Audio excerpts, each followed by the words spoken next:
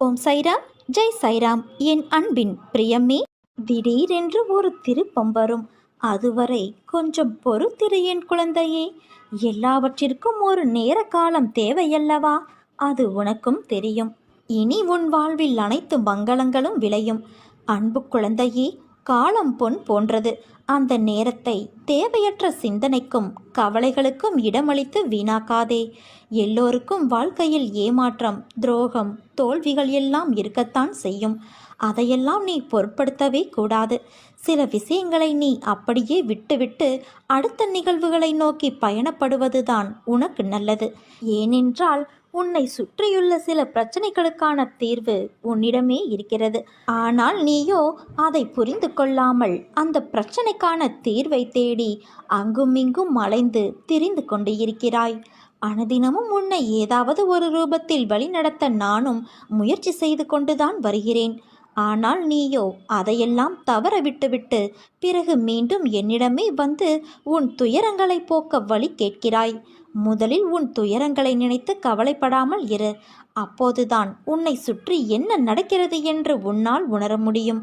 உன்னை சொல்லி குற்றமில்லை. இது காலத்தின் கட்டாயம். நீ இந்த நிலைமையை அனுபவித்தே ஆக வேண்டும். உன்னை அதிலிருந்து காக்கவே நான் இங்கு போராடி கொண்டு இருக்கிறேன் குழந்தையே. நீ இப்பொழுது அனுபவிக்கும் உன் கர்ம வினைகளின் பெரும் பகுதியை உனக்காக நான் அனுபவித்து கொண்டு இருக்கிறேன். நீ இப்போது அனுபவித்து கொண்டு இருப்பது அதன் சிறு பகுதியையே.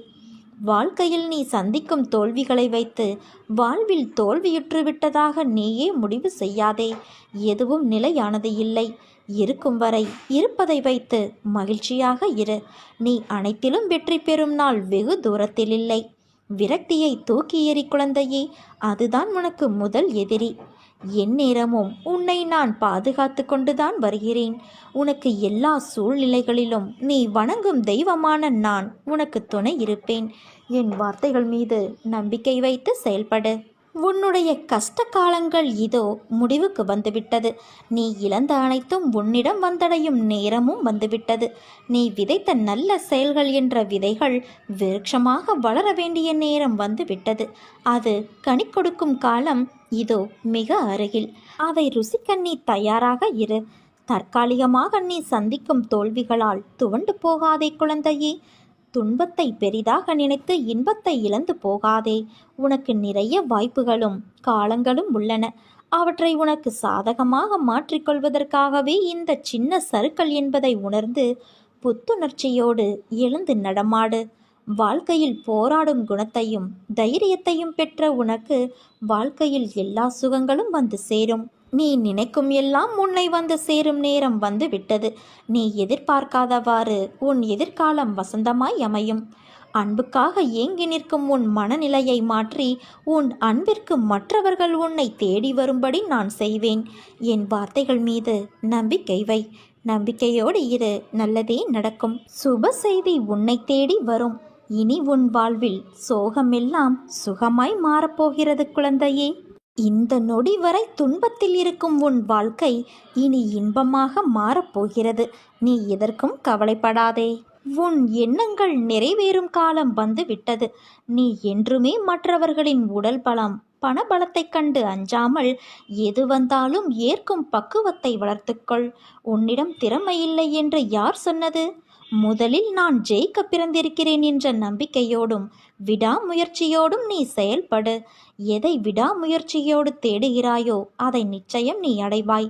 பாம்பின் பற்களில் விஷம் இருந்தாலும் பாம்புக்கு அதனால் சிறிதும் தீங்கு இல்லை. அது இறப்பதும் இல்லை. ஆனால் பாம்பு எதையாவது தீண்டினால் தீண்டப்பட்டதற்கு அந்த விஷம் தீங்கு செய்கிறது. அதே போல தீய எண்ணம் கொண்டவர்களும். அதனால் கெட்டவர்களோடு சேராதே. செம்பொன்னிற்கும் பித்தளைக்கும் உள்ள வேறுபாடு உரைக்கல்லில் உரைப்பதால் தெரிய வரும். அதே போல நல்லவரையும் தீயவரையும் அவரவர்களுடைய செயல்பாடுகளால் அறிந்து கொள்ள முடியும். விவேகமும் வைராக்கியமும் இல்லாமல் வாழ்க்கையில் வெற்றி பெற முடியாது. வெட்கம், வெறுப்பு, அச்சம் இவை மூன்றும் இருக்க வேண்டியதுதான். ஆனால் அதற்காக எல்லாவற்றிற்கும் பயம், வெறுப்பு கொண்டு இருந்தால் நீ உன் லட்சியத்தை அடைவது சிரமம். அதே சமயம் ஆசைகளுக்கு என்றுமே அடிமையாகாதே. அவற்றை முழுமையாக கட்டுப்படுத்த முடியாமல் போகலாம். கலங்காதே குழந்தையே, நான் இருக்கிறேன். பிரச்சனைகளையும் பிரச்சனைக்கு உரியவர்களையும் தூரத்தில் வை. தேவையில்லாமல் உன்னை சுற்றியுள்ளவர்களிடம் கோபத்தை காண்பிப்பது தவறு. நல்ல விஷயங்களுக்காக மனதில் மாற்றங்களை ஏற்கலாமே தவிர வேறு எதற்காகவும் நீ உன்னை மாற்றிக்கொள்ளாதே. நீ நீயாகவே வாழு. வாழ்க்கையே சிறந்த ஆசானாக உன்னை வழி நடத்தும். உன்னை முந்தி செல்பவர்களை கண்டு கலங்காதே. உனக்கான வெற்றியை உன்னால் மட்டுமே நிரப்ப முடியும். இவ்வுலகில் தோற்றுவோர் இருந்து கொண்டேதான் இருப்பார்கள். அவர்களையெல்லாம் கண்டு கொள்ளாமல் நீ உன் கடமைகளை ஒழுங்காக செய். உன் மனம் என்பது இப்போது கனத்த அமைதியோடு இருக்கிறது. சில நிகழ்வின் வெளிப்பாடு உன் மனதை பாதித்து இப்படி நொறுங்கிப்போய் இருக்கின்றாய். அதை சரி செய்ய நான் இருக்கிறேன். உன்னை மறந்துவிட்டேன் என்று மட்டும் நினைக்காதே. ஏனென்றால் என் உயிரே நீதான். எப்படி உன்னை மறப்பேன்? அனைத்தும் மாறி இனி எல்லாவற்றிலும் நீ வெற்றி காண்பாய்.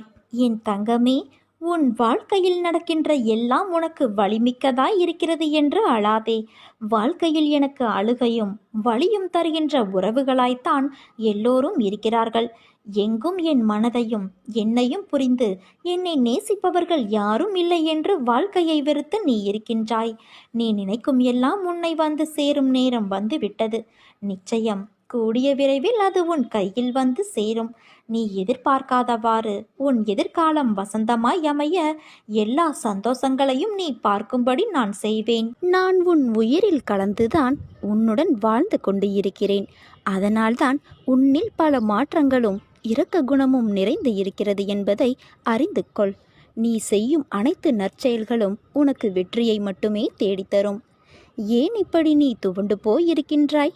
நீ துவண்டு போய் தைரியம் இழந்து இருக்கும் அளவிற்கு எந்த காரியமும் நடக்கவில்லை.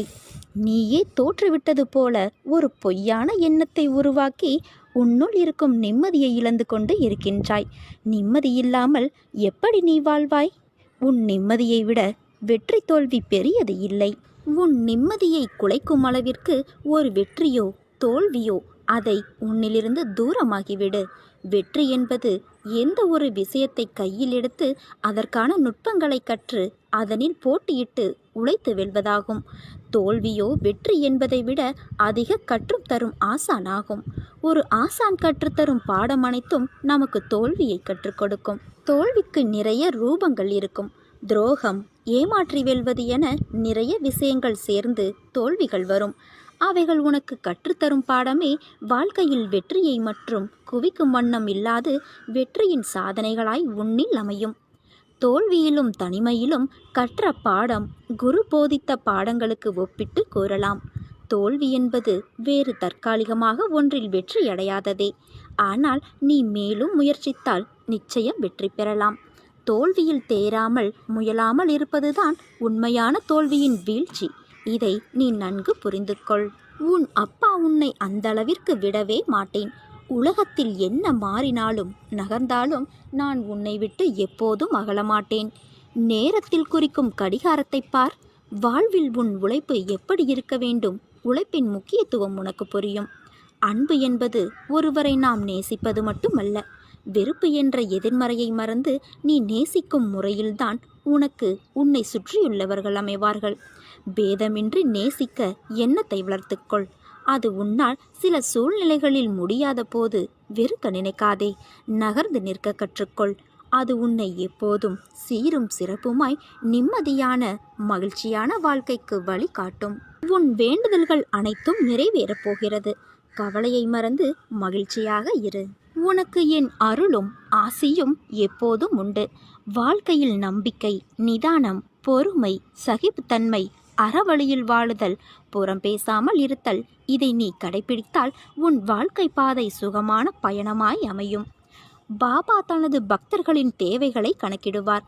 எப்படி ஒரு அன்பான தாய் தன் குழந்தையின் நலனுக்காக கசப்பான மருந்தை குழந்தைக்கு புகட்டுகிறாளோ அதே போல பாபாவும் தன் பக்தர்களின் நலனுக்காக சில சட்டங்களை வலுக்கட்டாயமாக அவர்கள் மீது திணிப்பார். நடந்ததை நினைத்து வருந்தி கொண்டு இருக்காமல் என் பாதங்களை நமஸ்கரித்துவிட்டு உன் கடமைகளில் கவனம் செலுத்து.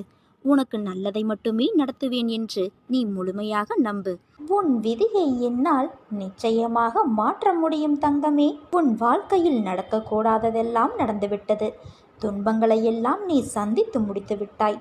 இனி நீ இழந்ததையெல்லாம் வேறு வடிவில் உன்னை வந்தடைய நான் வழிவகை செய்வேன். அத்தனை கஷ்டங்களையும் தாங்கிக் கொண்டு சாயியே துணை, சாயியே சாஸ்வதம், இன்னும் என் நிலை கீழிறங்கினாலும் சாய் இருக்கிறார் என்று இருக்கிறாயே, உன்னை நான் எப்படி கைவிடுவேன்? நீ பார்த்து கொண்டே இரு. உனக்கு கஷ்டங்களை உருவாக்கியவர்கள் கண் பார்க்க உன்னை கோபுரத்தின் உச்சியில் அமர வைக்கின்றேன். உன் குழந்தைகளால் உன்னை மேன்மையடைய செய்கின்றேன். என்னை நம்பு, இது என் சத்திய வாக்கு. நீ என் குழந்தை.